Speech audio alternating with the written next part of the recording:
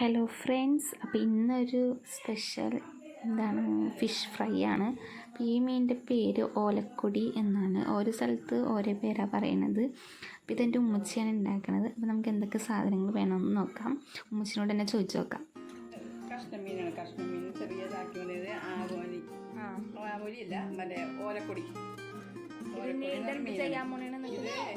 കഷ്ണങ്ങൾ പീസ് ചെറുതാക്കി മുറിച്ച് ഇനി നമ്മൾ വറുക്കാനായിട്ട് ഉപ്പും കായും പുരട്ടാനാണ്. ഇതിലേക്ക് ഇടേണ്ട മസാലപ്പൊടികളിലോട്ട് നമ്മൾ ഫസ്റ്റ് മുളക് പൊടി, 2 ടീസ്പൂൺ മുളക് പൊടി, പിന്നെ ഒരു 4 മഞ്ഞൾപ്പൊടി, ഒരു സ്വല്പം പെരിഞ്ജീരകം പൊടിച്ചത്, പെരിഞ്ജീരകം പൊടിച്ചത് 1 ടീസ്പൂൺ, അര ടീസ്പൂൺ. പിന്നെ നമുക്ക് കുരുമുളക് പൊടി, അത് എരിവിനനുസരിച്ചിട്ടാൽ മതി. പാകത്തിന് ഉപ്പ്.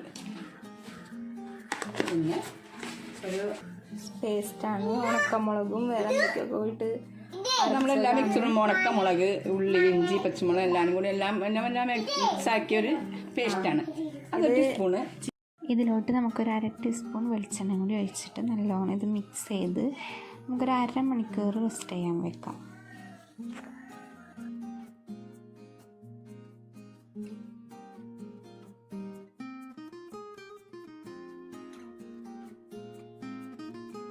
മസാല കൂട്ടി വെച്ച മീൻ അരമണിക്കൂർ പിടിച്ച് മസാലയൊക്കെ നല്ലോണം പിടിച്ചിട്ടുണ്ട്. ഇനി നമുക്ക് ചൂടായിട്ടുണ്ട്. ഇതിലേക്ക് ആവശ്യത്തിനുള്ള വെളിച്ചെണ്ണ ഒഴിക്കേണ്ടത്. ഓയിലായാലും മതി, ഓരോരുത്തരുടെ ഇഷ്ടം പോലെ ഇങ്ങനെയായാലും വയ്ക്കാം.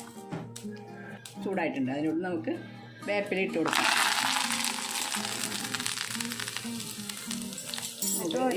ഓരോ പീസ് നമുക്കിങ്ങനെ വെച്ച് കൊടുക്കാം.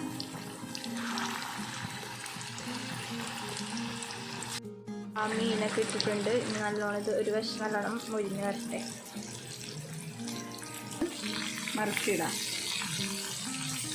മറിച്ചിട്ടിട്ട് നമുക്ക് ഇപ്പോൾ നമ്മുടെ വറുക്കാൻ വെച്ച മീനൊക്കെ നല്ല വെന്ത് വന്നിട്ടുണ്ട്. നല്ല നീറ്റായിട്ട് വന്നിട്ടുണ്ട്.